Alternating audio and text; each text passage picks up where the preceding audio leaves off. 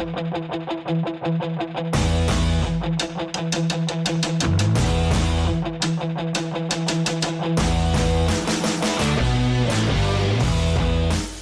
guys, welcome to the Gig Economy Podcast B-Side. Thank you so much for joining us tonight. Wherever you're listening, I know you probably got a notification and we're like, shit, this is not their normal podcast night. Well, if you listen to the last episode, we are increasing to podcasting every Wednesday at 8 p.m. Little different format on the off Wednesday. So this is something new that we're going to do, and each Wednesday or one Wednesday of a month, we're going to highlight a gig worker. We're going to talk about who they are, what market they work in, what's their primary gig, full or part-time, how long, some stories. And then if we have some time, we're kind of going to go over some news is like, what would you do? What is your thought on that? So Larry has been a longtime fan of this show and supporter financially and with his love and sharing of shows and whatever. He's done it all. He has done it all. And he has done it all. He's kind of an OG fan, and so I thought it would be perfect to have Larry on the show for the first gig worker highlight. Larry, welcome to the B-Side. Thank you so much. It's an honor to be on the first show of this new series that you're doing, the B-Side. Yeah, and looking forward to it. It's always fun. I always enjoy listening to the show and enjoy being on it even more. So, well, did I get the intro right about you as far as like how you came about? Actually, why don't you tell the people how you came about to the show? Sure. I was I'd been doing Uber and Lyft for a little while. And had tried to connect a little bit with some of the drivers here in town, and really, for some reason here, at least back then, they really didn't want to communicate with anybody. Yeah, they kind of thought you were their competition, so they were just kind of very standoffish. So you're out there, you know how it is. You're out there at night. It's a Saturday night. It's 1 a.m. You're out there by yourself and it's lonely. And so you start listening to podcasts. And so I was like, well, I should find some podcasts about rideshare and search through. And the OGR rideshare podcast popped up and started listening, started watching you guys on your live stream, started chatting a little bit. Next thing I know, Jason's peer pressured me into starting a podcast and going to therapy, all these So therapy comes automatically. Yes, yeah. It does. It's all part of it. Hey, Janet, how are you? Yeah, it's part of the friendship. Awesome, for sure. It comes along with it. It's all package deal. Yes, for sure. So yeah, that's how got to know you guys, and you invited me up for the picnic, and I've been up like 3 times for the picnic now, and looking forward to next year when Janet is coming all the way from freaking New Zealand. So I mean, if you have no excuse not to be at the picnic. No one has an excuse. No excuse. She's coming from New Zealand. You can make it. I think it's 15,000 miles. She's coming from the future. She is coming from the future to come to the picnic. So, I mean. Yes. Yes, bro. I thought you were going to say 15 hours. I'm like, it's got to be longer than 15 hours. It's more than that. It's definitely more than that. Yeah. It's a long way. Yeah. No, so it must be at least 2 9-hour flights. You got to refuel somewhere, right? Yeah. Well, yeah, exactly. So she's gonna have to land somewhere in Europe. Unless I guess she could flew the other one. I don't know what the trip she's doing, but it's got to be at least 2 9-hour flights. Yeah, that's a long day. That's pretty a long day. Yeah. So, Larry, why don't you tell us what market you're in, how you got started in rideshare, and what your primary gig is currently. Sure. Yeah. So I live in a city called Bowling Green, Kentucky. We are about 60 miles north of Nashville, probably about 100, 110 miles south of Louisville. Okay. If you wonder how to pronounce that correctly, it's Louisville. So, Louisville. Yep. That is correct. So we're it's about 70,000 population here. We've got a university, Western Kentucky University, which is about 18,000 students, which is a large percentage of my riders, our college kids. My wife's a teacher. She's always busy at night, grading papers, doing lesson plans. Our kids were all getting into the high school, college age, so they don't want to hang out with you. Mm-hmm. I'm like, I should probably find something to make a little money, but didn't want to get locked into something where I had to be there at a certain time, where I was scheduled to work. And so it's like, I've always enjoyed driving. I was always the driver in high school. I was always the DD, didn't really drink much. So I used to drive my drunk friends around for free. And it's like, hey, I can get paid to do that. So that's how I got into rideshare, July 2017. So it's been about 5.5 years now. I think on Uber, I've got 5,200 plus rides. Lyft is 3,500 plus rides. Okay. And rideshare is definitely my primary gig. I'm just one of those people who I enjoy meeting people. I enjoy just the excitement of, you never know who you're picking up. You never know where you're going to end up. So I really enjoy it a lot. Not to say there's not days where you're like, you know what, I'm going to do food delivery because I don't like people right now. That happens for sure. But rideshare definitely my main jam, followed up by Walmart Spark now. That would be my second go-to. And if it's really slow, I'll do food delivery. Okay. Few and far between, though. I'm surprised you don't have more rides, honestly. I think I'm right around your ride count. So yeah, I mean, for a long time, I would do it a couple of nights a week, and then later on, it got to where I would get off work at 3 and do a couple hours before I would go home. I was going to say, you used to do it part-time, right? Yeah, it was definitely part-time for sure. Usually, like I said, Thursday nights, big night, Thursday with the college kids. That's always a big night. Friday night's date night, so I don't work. Saturday night is a big night. So those 2 nights I was almost always out. And those are always busy. And then just a spattering of nights, depending on what was going on with the family and stuff, I would go out. But now, as I said, I retired last year from the city. I was a computer systems engineer for 24 years, retired from there, got into real estate. I'm still it's called a referral agent with real estate, but not really doing that actively. And so I'm doing more gig work. Wait, you're not doing that actively. When we were at the podcast conference, I mean, you were making a deal in Dallas. Yeah, I was. I did. And I closed one just last month. So I'm still involved in it, but I'm just not in it like every day like I was. Got you. So is that just a decision you've made, or is it the market slowed down? And no, it was a decision I made, but I can get back into it full time anytime. Of course. I want to. I was looking at getting back into some tech stuff, and actually was going to go to work for a company that my brother-in-law used to work for. And then, as you probably have heard, tech companies are laying off and not hiring anybody right now. So that's kind of on a you don't want a full-time gig. You want to be, both the gigs, like gig work and the real estate, is kind of flexible. You kind of do it how you want to do it. Yeah. So I can't complain. So you're in Bowling Green.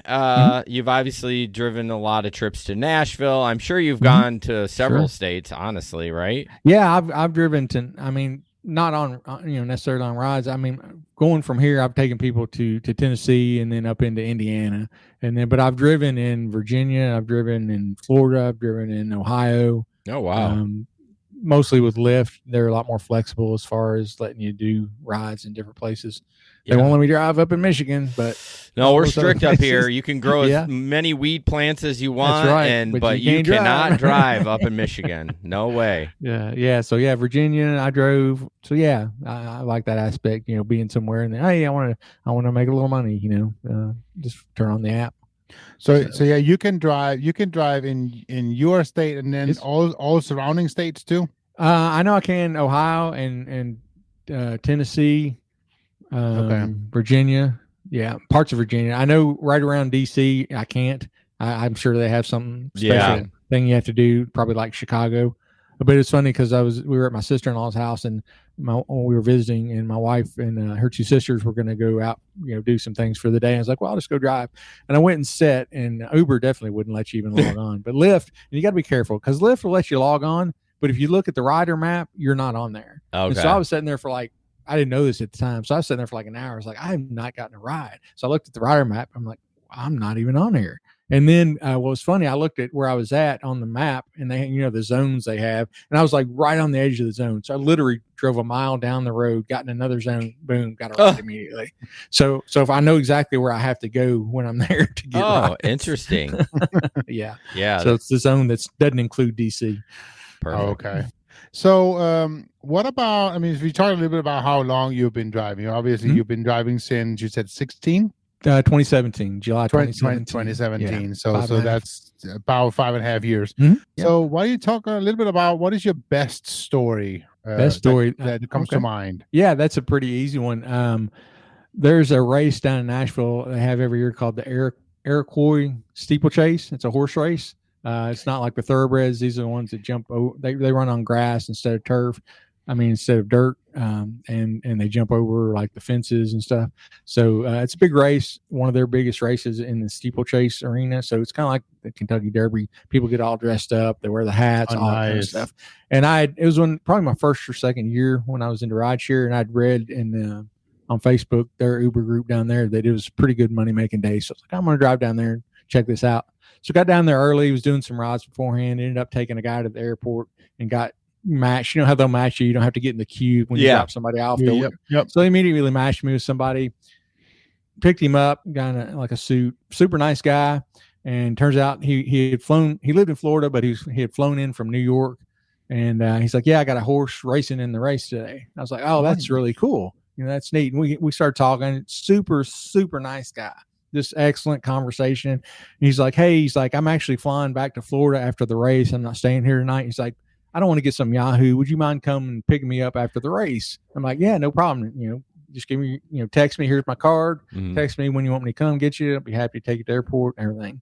So we get there, drop him off, and he's like, you know what? He's like, why don't you just blow off this drive and come watch the race with me? What? And I really wanted to do it because I grew up watching horse races. We lived in Henderson, Kentucky when I was a kid. Had two racetracks there. One was quarter horse, one was a trotter track. And my dad had a second job as security guard there. So we were there like every night in the summer, every night. Oh, nice. Horse races.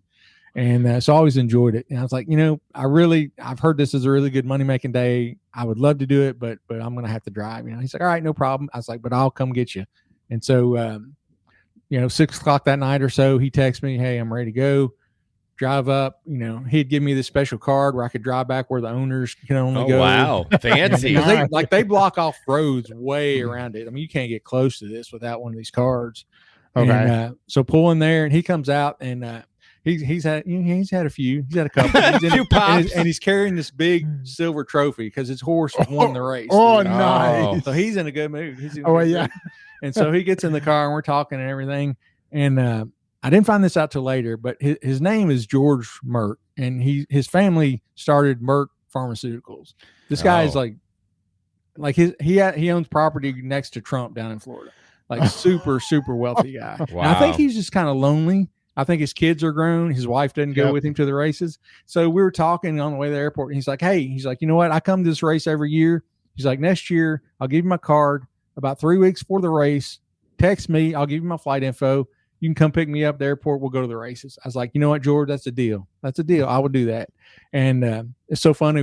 I didn't notice it. He'd managed to come in with a beer in his hand. I didn't realize he was in my car. Screw it at that point. Hey, Nashville, the passengers can have beer. Oh, really? Not the driver, but the passengers can. Nice. But anyway, we pull up to the airport. Cops standing right where I'm letting him off. He gets out. He's just one of those guys that can just, smooth and joke with anybody. The cop's got this stern, look on his face, walking over toward him, sees the beer, and George gets out, and he's next thing you know, he's laughing. He's like, "It's mine, not his. He hadn't drank anything. It's all good, man." And the next thing you know, the cop's laughing about it. Yeah.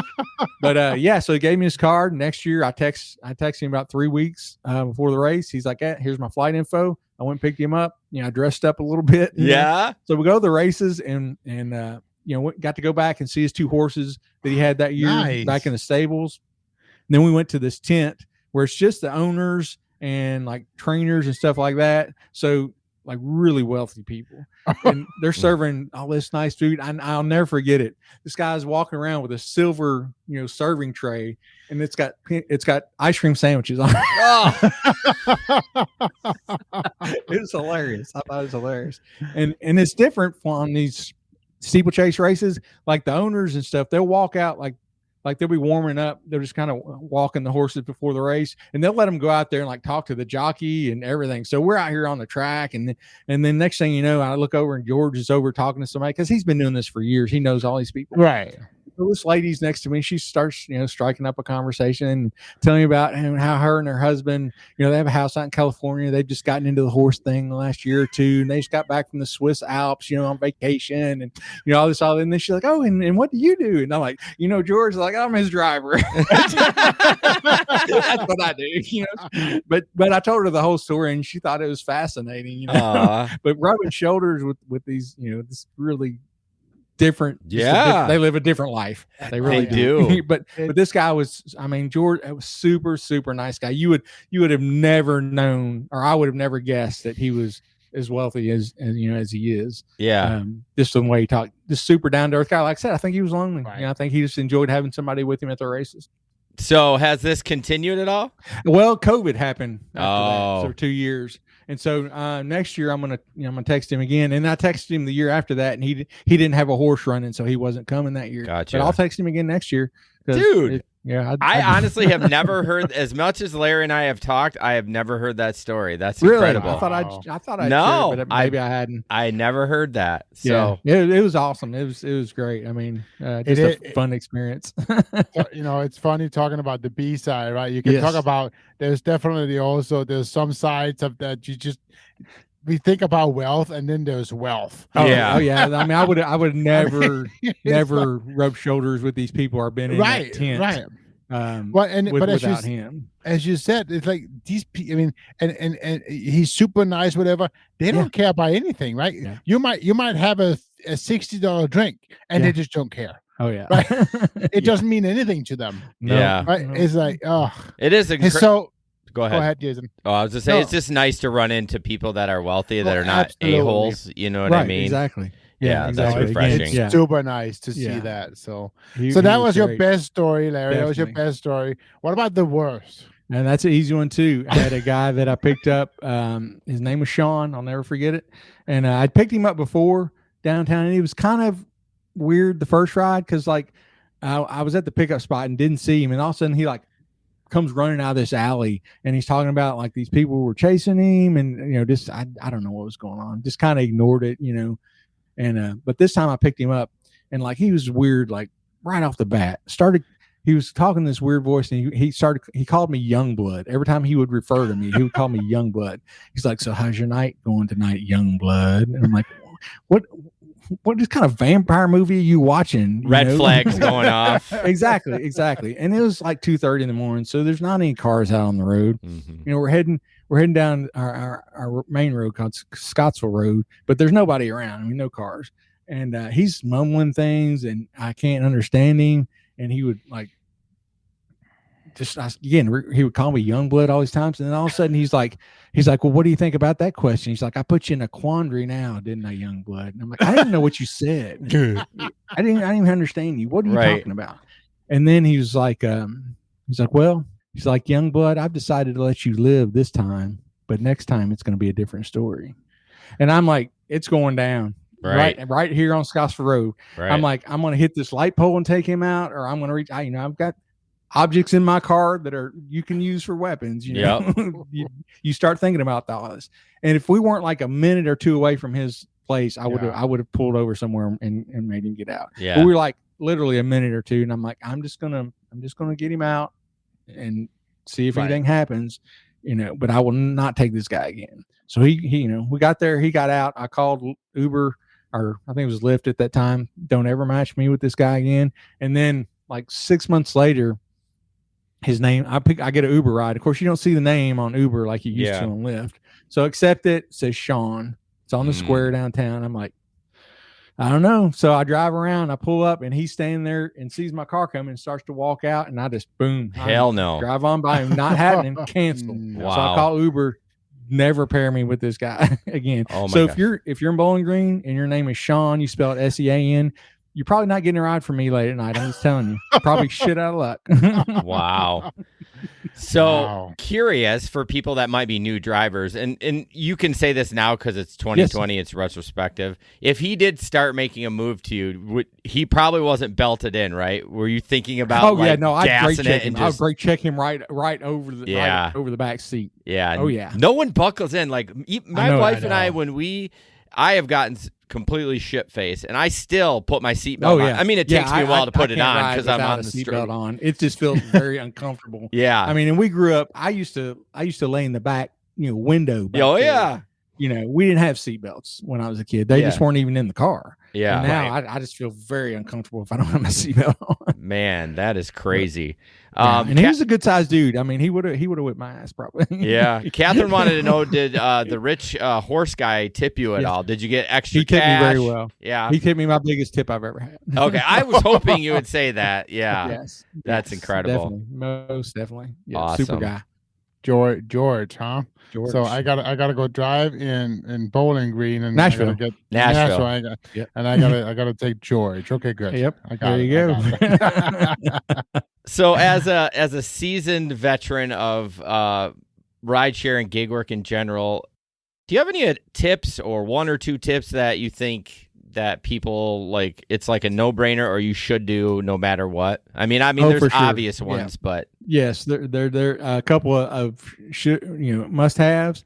One, make sure you diversify. You sign up for a bunch of apps, even if you don't plan on doing them. Even if you want to do rideshare, you don't plan on doing food delivery or vice versa. Sign up for them, and do a couple of them so you're a little bit familiar with them. Because if you only do rideshare and all of a sudden, boom, somebody T-bones you, your car's gone. Yep. You got a rental car, you can do food delivery. Yeah. You can do Walmart Spark. It's just, you never know when you're going to get deactivated from one of these companies. All it takes is somebody telling a story on you that may not be true whatsoever. Or maybe it is true. Yeah. But anyway, you can get deactivated in a heartbeat. So you want to diversify. Getting a speeding ticket, you never know. Lyft might not let you drive if you have a speeding ticket. So I've heard, rumor has it. And number two, definitely have a dash cam. Don't do any of the apps without a dash cam. Even if you're doing food delivery, it'll save you if somebody blows through a stop sign and they T-bone you. I think I've heard much more stories of people using the front-facing camera as to the cabin-facing camera. Mm-hmm. And this literally happened about a week before Christmas. I dropped some people off about 1:30 in the morning or so, and I pulled back out on this road called Cemetery Road. It's a 4-lane road, 2 lanes each way and it has a center turning lane. Oh yeah, it's big. So I'm going say south, and I'm in the right hand side of the road, but I'm in the left hand lane of that side. And all of a sudden this guy's coming down the road in my lane directly at me. So I like to have to pull off to the side of the road. And when he gets there, he actually swerves a little bit at me. Oh, geez. And he wasn't going fast. He was only doing like 35, 40. And there was a car right behind him, and they had been flashing their lights at me to try to warn me. Yeah. And so I immediately call dispatch and hey, this idiot's driving on the wrong side of the road. And they're like, is it the black car? And I'm like, yes. And they're like, all right, we've had lots of calls. He was actually on the sidewalk earlier. Driving. Oh, wow. So I was like, hey, I've got a dash cam. I'll bring you the footage over tomorrow. They're like, that's perfect. And so I got home, burned that footage off the next day. And for some reason, my time was off by like 2.5 hours.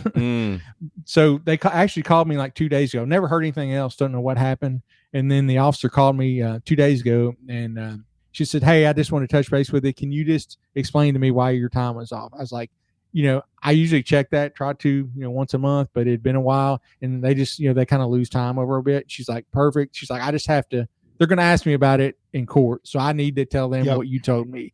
And I was like, well, I hope he got in trouble. She's like, oh yeah, he got arrested that night and he's still in jail. So you're saying 2 days, just 2 days ago, like this week she called? Yes. Holy cow. That's been in court a long time. I mean, I don't know. He's probably super drunk. I don't know what happened, but yeah, he was on the sidewalk. Yeah. Driving on the sidewalk. That's crazy. That's the perfect reason to have a dash cam. Yeah. I remember back before COVID, and I don't want to talk a bunch, but back before COVID, we had almost every weekend somebody getting on the wrong highway direction. Yeah. During COVID? No, before COVID. Remember we were out driving every weekend. We would hear often. Oh yeah. In the chat, hey, such and such, be aware there's somebody going the wrong direction on 131. I had it happen once when I had a passenger. Oh, and she was from another country. I can't remember what country she was from, but she spoke English very, very well. And it's a weird, funky intersection the road goes over the interstate, and then you have like 2 lanes that come on to, from the interstate, and then you have lanes that cross over to go off. So it can be very confusing even in the daytime, especially if you've never been there. But so we're in this lane, getting ready to go over this overpass. Well, somebody way down the road gets over, and so there's like 3 lanes on each side and a turn lane, and they pass me on the right, heading the other way. They pass me on the right side. So they're like 6 lanes over the wrong lane. Yeah. And there's also a concrete barrier, so they can't get over even if they want to. Yeah. So they had to go down like half a mile before they could even, get over into the other lane. And she was just like looking at it, and I was like, that's not something we see every day. Yeah. Yeah. She handled it great. Yeah. Dash cams are important, especially with food delivery, because those insurance companies for your insurance company and DoorDashes are going to fight tooth and nail not to give you coverage. Right. So you got to make sure if you have a dash cam, you can be like, I mean, obviously if it hit you from the side, but it's important to have. So what is one tip that you would tell them what to avoid? I'm not really a tip to avoid, but like avoid taking the $2.75 food deliveries. Yeah. Don't take everything. What about the $1.80? Is that okay? $1.80 is good. Okay. It's just the $2 to $3 range is the bad point. Anything above or below that, you're golden. I saw $1.83, not me personally, but on Facebook. Really? Yeah. On Uber.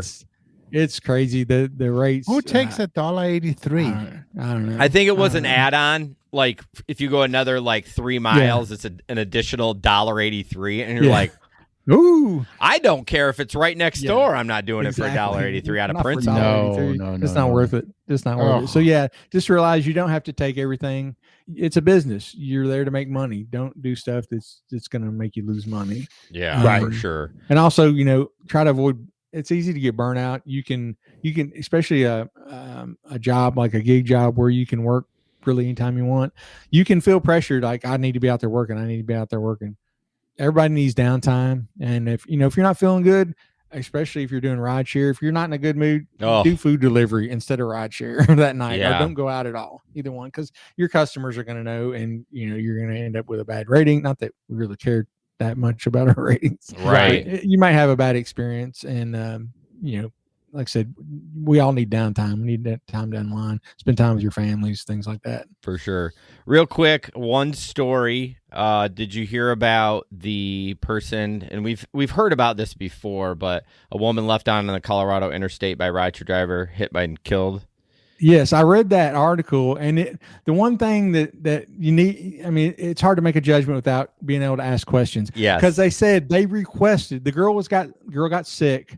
The passengers requested that the ride end. Now, did they demand that he let them off right there, or did they say in the ride? I mean, unless they demanded, I would not let them off on the side of the interstate. We'll end the ride, but I'm taking you someplace safe. Yeah, right. But without being able to ask those questions, it's hard to make a judgment on who's in the wrong there.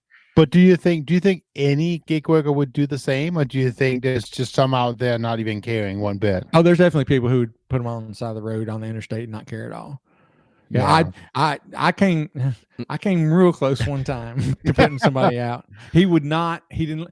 We were into the ride, had already got on the interstate, and he decided he was with 2 other guys, business guys. They were pretty drunk, and he didn't like my dash camera. He kept trying to turn it. Oh, right. I was like, dude, you don't touch my camera again. Right. Yeah, do not. I'm sorry you don't like it, and we're on the interstate, or I would let you out. Right. Don't be touching my dash cam. Yeah. That's not cool. It's so hard to judge the driver. Again, back to tip number 2, always have a dash cam. Exactly. I mean, if you had a dash cam, covers you. It could cover his ass to say, hey, they were being belligerent. They demanded. I mean, what am I supposed to, I would let him out too. I'm like, if somebody's demanding that you let me out right here, I mean, I'm not going to kidnap them and say, no, I'm going to take you to the next exit. If they're demanding that, even if they're demanding in sober, depending on what happened before that, if someone just demanded, I would try to convince them like, hey, let me get you off to a safe spot. But if they have had an interaction before that hasn't been great, and then they're like, you let me out now, I'm like, all right, I'm gonna let you out because I don't want to get hit or whatever. Peace out, bro. I mean, be careful. At the end of the day, and I think you all agree with me, it's your life or their life. I mean, it's Yep. Yeah. I mean, as much as we're dedicated drivers and we do care about our passengers, you have to take care of yourself. You have to watch out for yourself and make sure that you're going to come home safe at night. You're not, you're protecting yourself from lawsuits and anything like that. Anything you can do to protect yourself, we have to do it because the odds are stacked against us.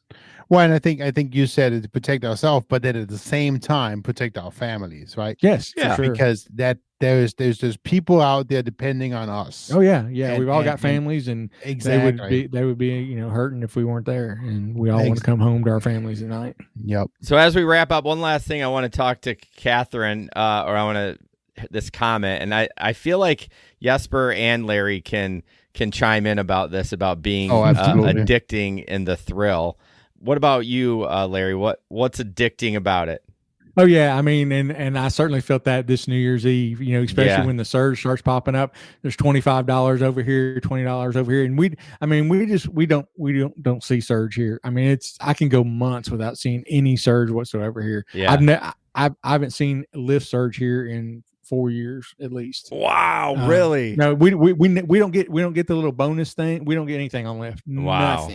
Nothing. Well, you get a higher rate. So he gets like $4. $4 a mile. Oh, Lyft has gone to the upfront pricing. Oh, really? So I got a ride to Nashville last week that normally would be a $95 ride, and it was $65 on Lyft. You turned it down, right? Well, no, I'd already accepted it, and I was like, oh man, I'll do it, but I don't know if I'll be doing them on Lyft anymore. Yeah. And I dread the day that upfront pricing comes to Uber here, because Lyft, I can definitely tell I'm not making as much money on Lyft as I used to, especially on a long ride. Like I said, it was a good 20, they've flipped it up. At least $20. Uber's flipped it up. The short rides, you're making a little bit more, but those long rides. Uber's here is still mileage and time. Yeah.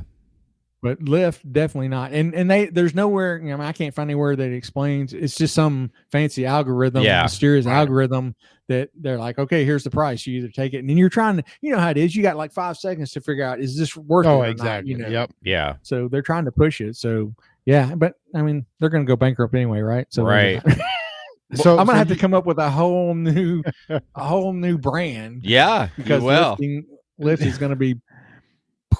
Well, you'll be the only one. You'll be the only one using Lyfting, so it'll be fine. You'll have to think of an Uber one. So you don't ever cancel a ride once or decline. Oh yeah, I'll cancel once you accepted it. Yeah, I'll cancel them sometimes for sure. Okay. Yeah, I mean, I cancel them a lot more than I used to. Now, I mean, I don't know that cancellation means anything except they'll send you the nasty grams, I know. Uber I get the cancel ones from Lyft, and I get the one about that you've been speeding from Uber. Yeah, I get that one too. Me too. Yeah, you can me too. Deactive. I'm like, what? Okay, well, but did you notice that they only say you could be deactivated if a passenger complains. Exactly. So what about you Jesper, do you get the thrill of chasing the surge and stuff? I mean, to me, it's like I said, every ride's an adventure. You never know who you're going to pick up. You never know where you're going to end up. It's just like that. The thrill has definitely changed for me over the years, right? And every time they change the model, it goes down a little bit. Sure, it just does. But I mean, I always seem to find a new thrill. I gotta say that. So right now, my thrill is the fact that I'm able to continuously drive, even on slow weekends, drive Comfort and XL only. Yeah. See, we don't even have Comfort here, right? But I'm just, even last weekend, Jason and I had a discussion. He's like, "Go home, you ain't gonna make nothing." Yeah. And it was pretty slow the first hour, but I stuck it out, and I still ended up making $37 an hour. Yeah, I mean, I'll take that even on a slow weekend, right? I think you just lucked out that you got that Comfort and that XL. Like, I don't know. I mean, it's just. Maybe, but even when you end up just waiting a little bit longer and not taking the XL and not taking the X rides, it just works out. So that's my current. But nothing beats back when it was on. Oh yeah, the golden days, modifier, the modifier, right? Yeah, the multiplier. The multiplier. Oh yeah. I mean, that was, and we never got it. I don't think as big, as y'all did there. But I mean, I remember a couple rides just very short rides and making, $100 something. Yeah. And you're like, man, 10.1 was my highest. I don't think I ever saw a double digit one here. Yeah. You had a 10.1 search? Yeah, it was on Garth Brooks weekend. I think I had a 12 at one point. Wow. Yeah. that's amazing. There was one time where I made over $100 on a ride from downtown to Allendale. That was my take. Oh, see, that doesn't seem that huge though, because Allendale's kind of a high. I mean, it's 10 miles. But it was an X ride. Oh, okay. Well, yeah, that makes a lot so, difference. I mean, normally that X is like $18. Yeah, on a good day, it's probably less now with upfront pricing.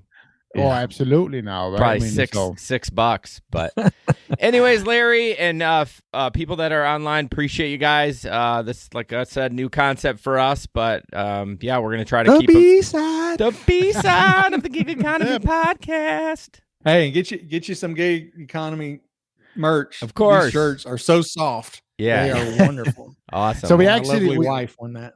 We're looking into making some changes there, and hopefully soon we'll have a new store online and stuff like that. Okay. But that's all coming.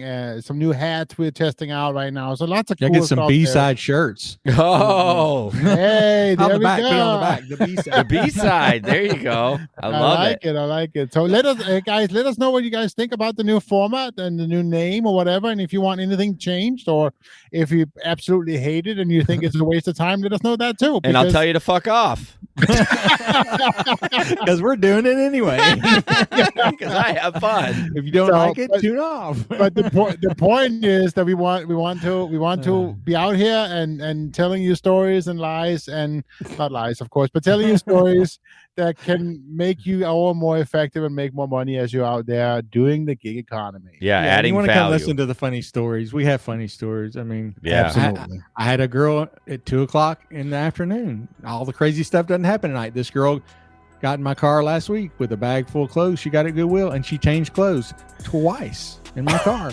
Going down a 4-lane highway. She was wearing jeans and a t-shirt. By the time she left, she had her dress on. Hey, every ride's an adventure. That's all I'm saying. Yes, every ride's adventure. All right, guys, we'll see you next week for our regular scheduled format of live stream and gig economy in the news. So have a good night. Thanks for having me on, guys. Bye. Thank you so much, Larry. Bye-bye.